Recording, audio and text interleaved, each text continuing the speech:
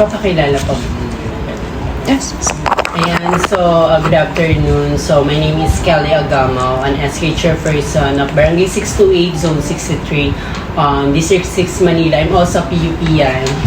I'm graduated way back 2023, Bachelor of Secondary Education, major in Social Studies, and also LPT, and taking my master's degree at Pamantasan ng Luzon, Manila, which is master in public administration. So ayan, since nakikita nung nag-send kayo, kagabi pa lang nakita, sinend sa akin, sabi ko, yung tatlo kasi ang transparency, accountability, integrity, hindi yan nawawala when it comes to public administration. Lalo na ngayon, nag-aaral ako ng master's. So ayun, nakakatuwa kasi I was able to share my knowledge sa mga pinag-aralan ko way back then, and of course as of me, I was able to share it further.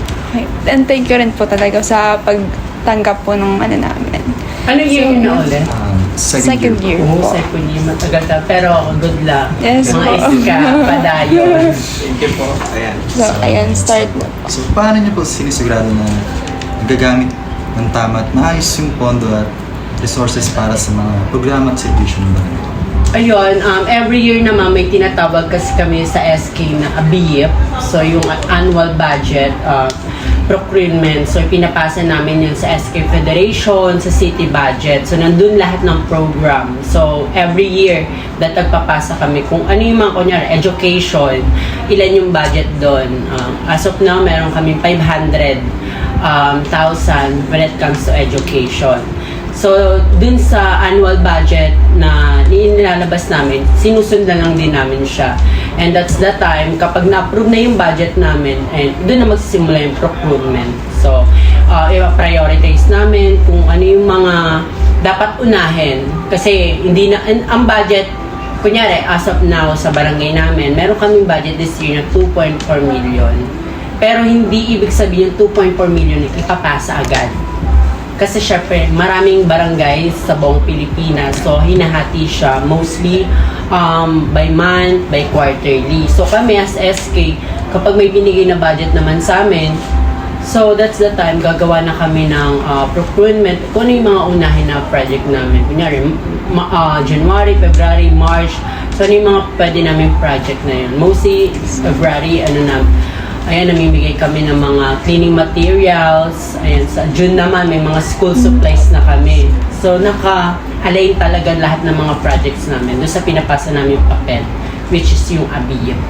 Since nabanggit nyo pa, ano po yung mga programs or services po na usually niya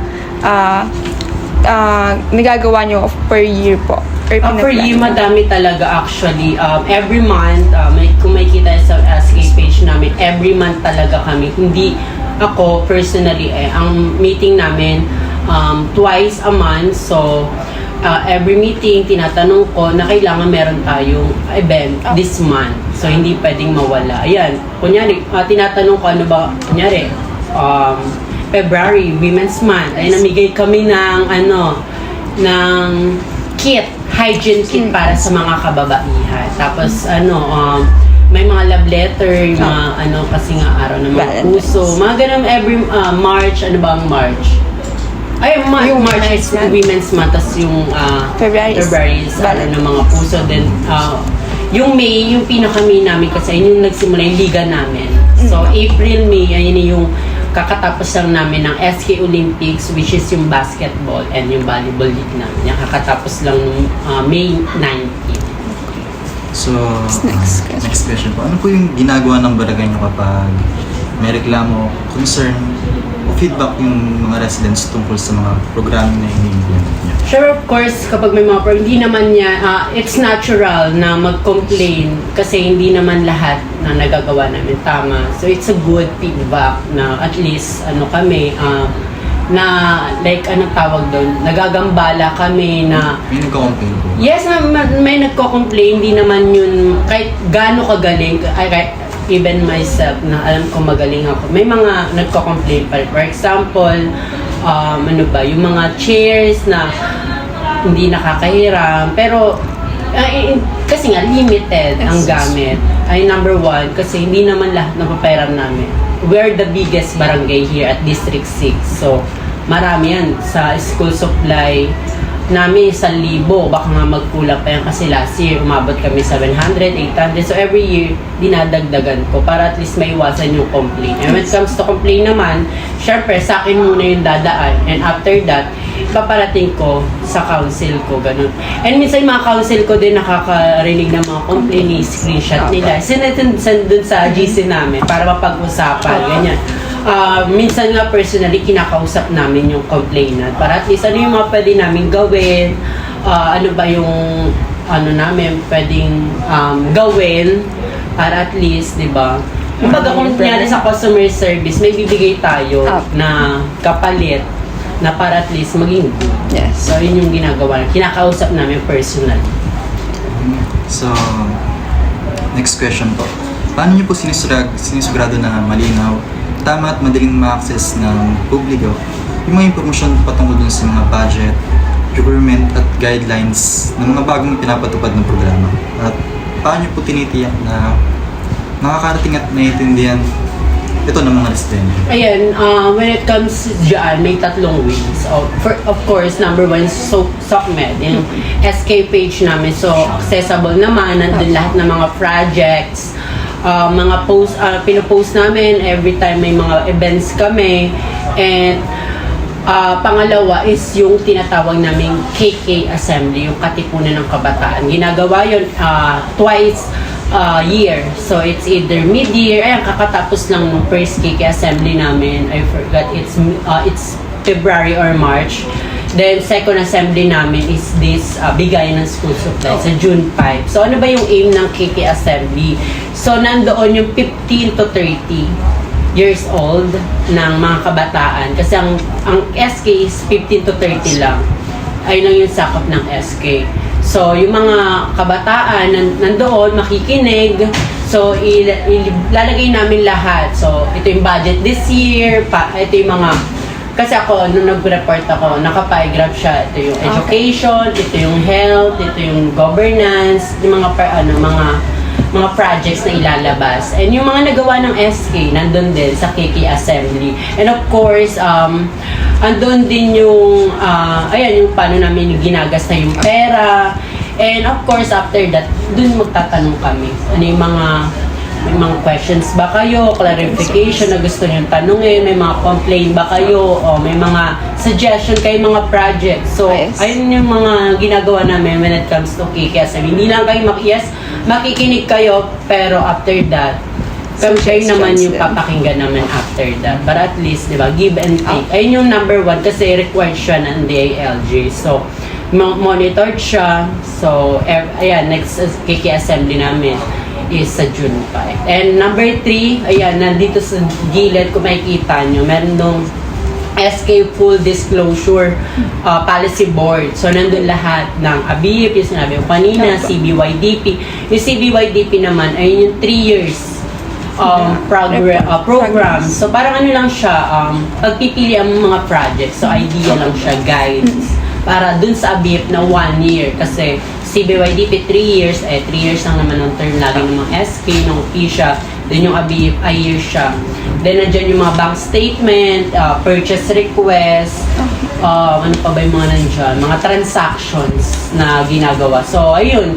Para makapakita yung transparency, ayan, yung 3 yan. SOCMED, KK Assembly, ayan, nakikita. Na-access naman, hindi naman siya tinatakpan. So, anytime, mga kabataan gusto pumunta dito. Hindi naman siya nasa loob. Free lang po so, silang free i-check. talaga siya. Kahit nakasarado yung SK Hall, they can access it freely. So, next question po. Paano po niyo sinisigurado na yung lahat ng sektor ng barangay tulad ng kabataan, senior citizen, at mga magulang ay nabibigyan ng pagkakataong makilahok sa mga programa at desisyon ng barangay? Actually, it's hindi naman confidential. Ano lang, nagkakataon kasi ako napasala ako sa outstanding. Isa sa mga nasilip sa akin is yung mga matatanda, which is hindi namin dapat namin siya kinikater. Like for example, itong school supply. ang school supply lang namin dapat high school lang kasi 15 years old hanggang 30, hanggang college. Pero syempre nakikita dun sa sa pinipirma, may mga bata na 10, 9, tapos may mga matatanda o si mga magulang, which is somehow na hindi dapat talaga. Formally bawal kasi nga sa batas, 15 to 30 lang talaga, but hindi din talaga maiwasan na may mga matatanda. Mostly may mga project kami na wala, nandiyan na eh. Hindi naman namin sila pwedeng pauwiin. Mostly naman, mga kabataan, mahiyain. Actually, sa bigay ng school supply, sa college, senior high, may mga lagi natitira. Nagsasagot sila pero nahiya silang kunin yung school supply nila. Minsan mga magulang pa yung kumukuha. Kaya actually sa sa SK page namin, siguro 70% yung youth, may 30% na matatanda. Kasi nga nakikinabang din nila yan sa hygiene kit namin, sa mga pinamimigay namin, pupunta talaga sila. So, even youth lang yung kinikater namin, hindi namin pinapabayaan yung mga magulang. Kasi nandiyan na sila, hindi namin pa. Mga senior citizen, minsan, may mga gamot kami dyan sa baba. Siyempre, hindi mo pwede, 15 to 30 lang po, ganyan. Siyempre pa nakita nila yung post namin na, may libreng gamot, may libreng school supply, may mga dami kasi mga project na pinamimigay, may mga, bibigay kami ngayon na safety kit, yung pang health naman yung parang pack na ganon. Tapos, syempre, may talagang, may pupunta mga gustong manghingi. Hindi talaga namin siya talaga, never kami nagnuno. Kaya, nandiyan naman na. So, dito sa barangay namin, kaya ang dami din natutuwa kasi nga yun na, nakikater namin siya lahat, not just for youth. Kasi mga paggamit ng, mga upuan, tables, dapat nga mga youth lang talaga. Pero, syempre, sa mga katandaan, syempre mga hiram din sila pag Follow ka na. wait.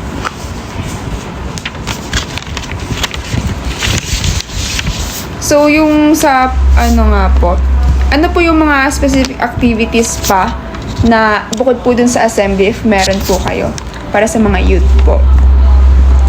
Paano, para lang po sa mga, kunyari, mga events, gano'n, nagkakaroon pa po ba kayo actually, ang dami. Lalo ng PUP, thanks to PUP at ibang mga school. Pero number 1, PUP when it comes to partnership. Ayan yung kaya natin group. Ano lang nila. Ayos, malahit. Oo, kaya natin. Kakapunta lang nila dito. Ayan.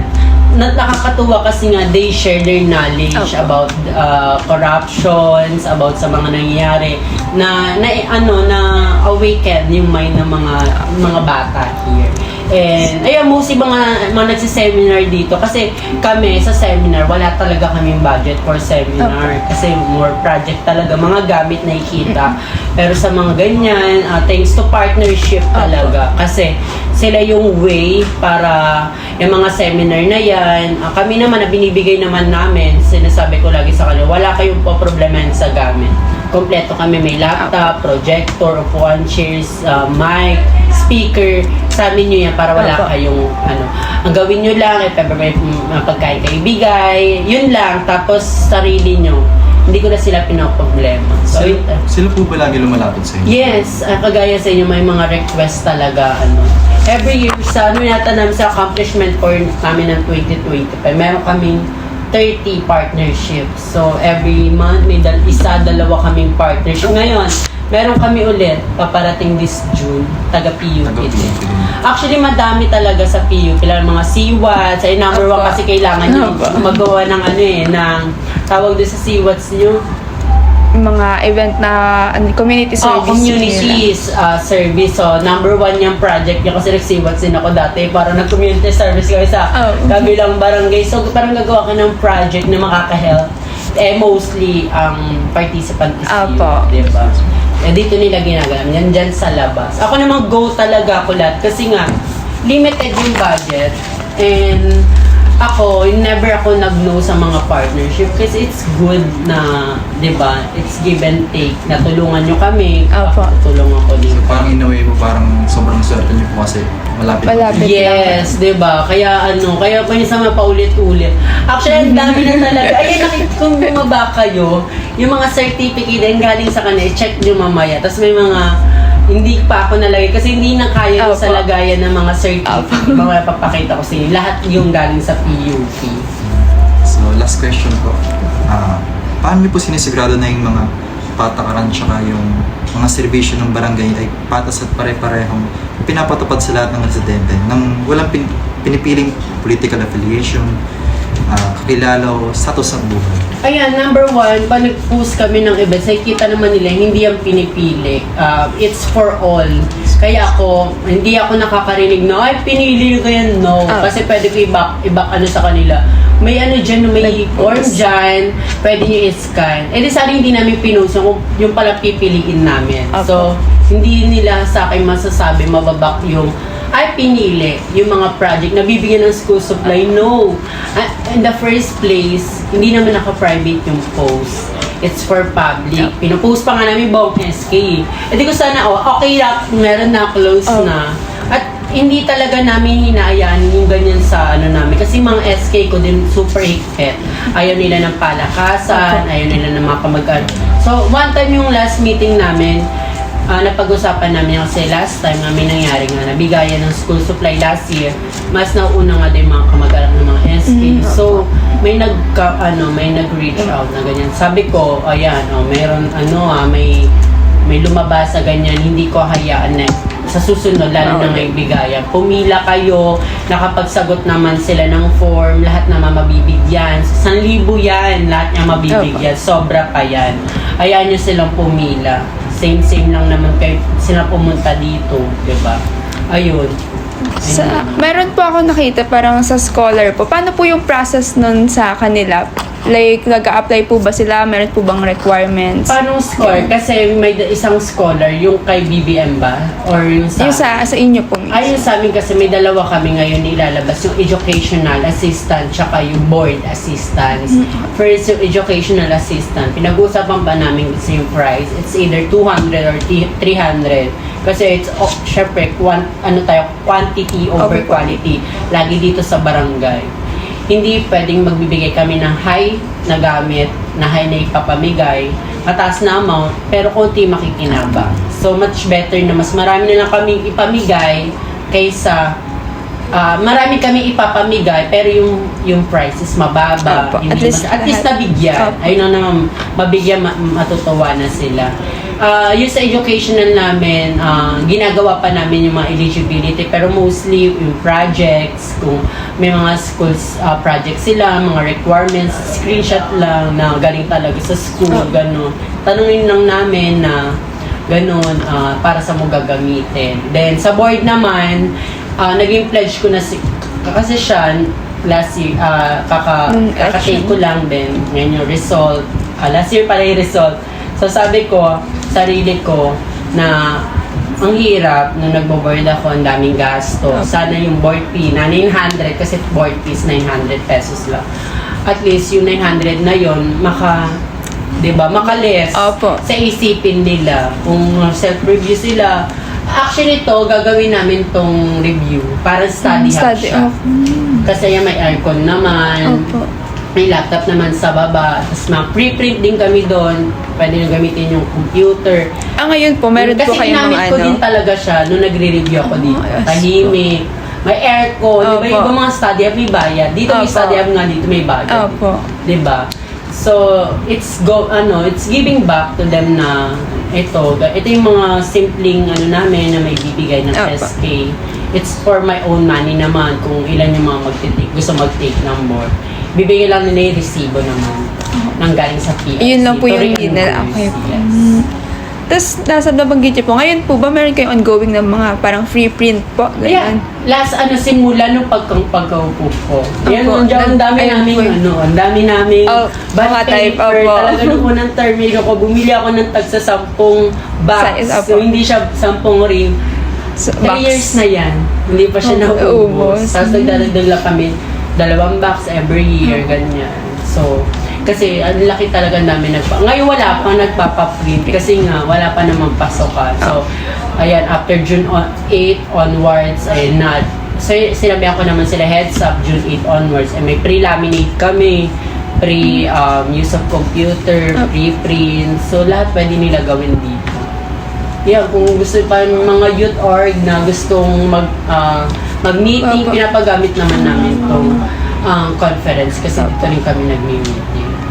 Magsasabi lang po beforehand or no walk-ins oo. naman po kasi. Kasi lahat naman, hindi naman to sa akin. Hindi Opo. hindi ka na to bahay. Opo. They can freely use it. So lahat open talaga dito. Lahat ng mga nakikitang gamit. Hindi ka pinag-ano, kahit even mic nga namin, speaker, pag inira, may even, Opo. go! Pera nyo Pera, yan. opo. Pera nyo yan lahat ng mga nakikita nyo dito. Pera natin yan. So, hindi para magdamot. Opo. Pagdamutan ko kayo, no? Kasi, at saka dito din sa ayoko na naglalagay ng mukha. Ever since sa mga project ko, wala akong mukha simula nung nanalo. Yes, a project of lang. Pero yung mukha, never. Never. Kaya ang Ayun logo po. nga namin sa sa tote bag. Opo. Ano lang, quotes, tas yung logo lang ng S. Yes. Hindi ba maglagay ng mukha? Ay. Hindi ko naman yung pera. Pera nyo yan, binabalik lang din naman namin sa inyo. Diba?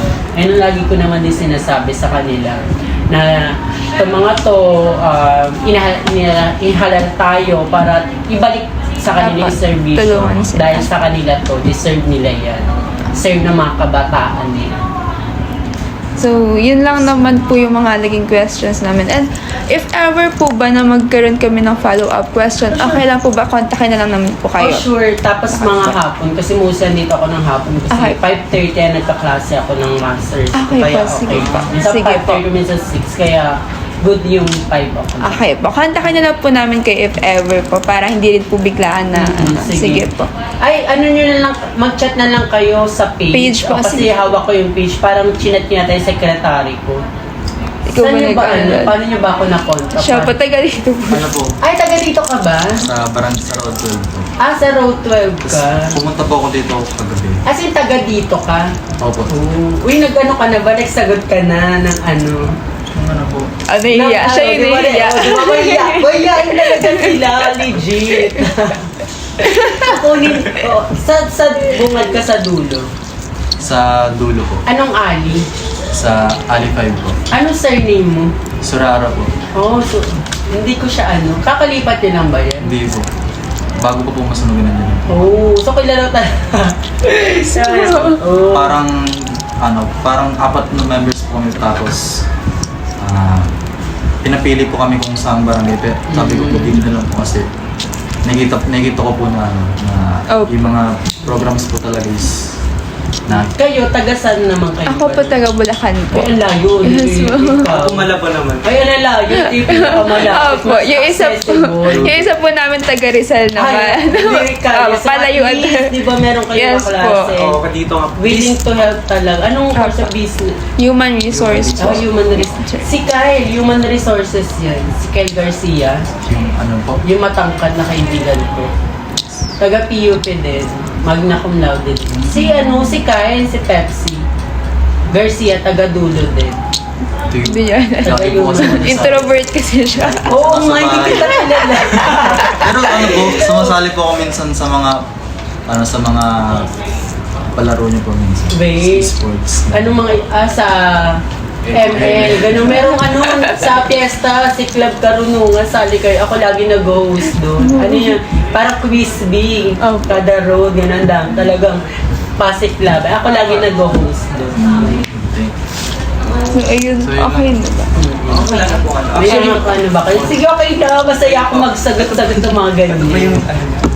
Actually po, nung pinakita po kasi sa akin ni itong namin, group na yung mga programs nga po through barangay, yung page nyo nga po, mas na-attract po kami yung i-interview po kayo kasi parang ang daming services or programs na in-offer dito, pati na rin, marami po kasi, ano nga yun po, yung pinakita ko sa akin, bukod sa paliga, meron pa po mga, scholar, may mga medical, tulad po. Ayun, meron kami sa isa, yung Gawad Parangal pala, I forgot may Gawad Parangal. Every year may Gawad Parangal kami. Yan last year, sumama 20 sila. Actually, hindi kami umabot. Ang binibigyan talaga namin hours, may mga Latin honors, may mga honors with honor. Pero kasi ang onte, so nung mga 10 lang, inopen ko siya. Kung sino yung gumraduate ng senior high nung college, kahit walang honors, papuntahin. Go up po. Bigyan namin sa pera. And then yung plaque. Diba? It's meron just small of appreciation. Yes. At least hindi lang yung mga matatalino. Opo, Diba? lahat talagang lahat award. binigyan. Ayun. Like, sige, binigyan ng 500 may mga lati, pero 300 yung, at least, diba? Hindi siya magtatampo ng, na ganyan. puro with honor lang, ganun. Kasi sinadjust din ng mga, mga ka-SK. Kaya sa dulo, yung dalawa SK ko, si Jaime, tsaka si Shan, saan ba tumina? Dun sa dulo. Tsaka ang laki talaga ng barangay. Parang hindi ka nagpapaprint naman dito. Yung ano May po printer ba ka. yun? Yung parang kayong amiibo yung Yung yung skin color na po. si Jaime. Sa bungad lang yun. Nakikita ko rin po siya. Punta ka dito, libre naman dito. Kasi iba talaga, number one, nahihiya. Sabi ko nga, hindi nyo kailangan mahiya. Super accommodating naman yung pag may hindi pwede sila magtaray dahil pag may talaga, kasi namin dito, everyday may mga naka-duty. So, dahil 7 sila, so, buong araw, buong linggo talaga Merong isang open. So, it's either 1 to 6. So, anong oras sila available? Basta ma-complete nila yung 5 hours. So, pag na-complete na yun, that's the time pwede na sila lumargo. Kasi nga, sinasahuran sila. Kakaltasan ko talaga sila. Super higpit ko talaga ng ganyan. Nagkakaroon po ba kayo ng time in, time out po? Sa, Yes. Merong kaming PubMat sa Canva ginawa na. Nandun yung mukha nila, Officer of the Day. Nandun yung time. Kaya may kita ko at naka-CCTV to. So, mara-record pa talaga. Pag may nakita kong nag-chat na sa page namin na pa-print, doon ko na malalaman bakit wala. I-mention. Opo. Naka-monitor talaga. So, super monitor talaga. Lahat to, buong SK Hall. So, Monitored monitored talaga. Then, ayun, kailangan nila i-story yung PubMat na ginawa namin. Nandun yung mga services, pre-print, pre-barrel of ball, na basketball, any sport materials. Lahat po yung ball. Ayan, may mga bola kami dyan, mga boards. So, lahat yung pwede nila gawin. Basta babalik lang. Actually, yung next namin, naubos na yung nebulizer namin, yung BP namin. Kasi nga, oh my God, kinuha, di na binalik. Nahiya naman, though somehow nahiya kasi mamaya kailangan talaga na, okay, sige. Pero sana naman, hindi talaga. Paano po ginagawa niyo pagkagad? Kunyari po, yun, hindi binalik. Tapos may Meron nahirap kami din. GC na SK Properties. So, nandito. So, talagang super ko talaga. Iba yung GC namin. Andiyan lahat ng mga gamit na nilalabas. Opo. Tapos, nila yung ID, pipicture. Tapos, sino yung naka-duty. Para at least, hindi Recorded nyo hahabulin ko yung Opo. mga taong nanghirap. Ikaw ang hahabulin ko as SK. Ikaw ang nagpera. That's your accountability. Like kung sinasabi ko, kapag naka-duty kayo, may nangyari dito, it's your accountability. Wala kayong dapat sisihin. Hindi ang mga tao nandiyan kayo. Dahil kayo ang may otoridad. Diba? Ako, lahat kayo accountability ko. Kaya dapat mag-ingat kayo. Siyempre, pag umakit na sa akin yan, alam niyo na mangyayari. Huwag niyo na, ganun naman ako mag-manage ng mga tao. I don't like micromanaging kasi nag-work din ako, ayoko na mina-micromanage ako. Super duper ayoko. Pwede sila kung ano yung mga gusto nilang gawin, kung may mga suggestions sila, mga projects, may mga gusto silang baguhin. Nakikinig ako, hindi ako yung sarado yung isip na kung may suggestion ako. I know hindi pwede yan. Mas gusto ko yung nakikinig ako kasi mas marami ako natututunan. Tsaka mas maraming idea na yes. Ako lang mag-approve, mag-iisip ng mas maganda. Kung mas maganda yung idea mo, go. Hindi ako yung takot malamangan kasi nga tapos na ako dyan. Tapos na ako nag-aral, no? Ayun na ako. Tuturo pa ako, diba? So, yun, opo. Diba? Napakadaldal. Opo. Okay lang po. Actually, mas maganda po yun. Bibigay pa ng Ay, oras ano ba? na- Case study ang ano yun. Yes po. Ayun po. Ba't patapos na ang klase nyo ngayon? Opo. Opo, sa Actually, next month. Next month tapos na. 3 Kasi weeks. September ang ang graduation lagi ng Opo. ng PUP. 3 weeks na lang. Kasi pwede po po pa sige. Sa akin, sige. Kami bonded kayo. Meron ba?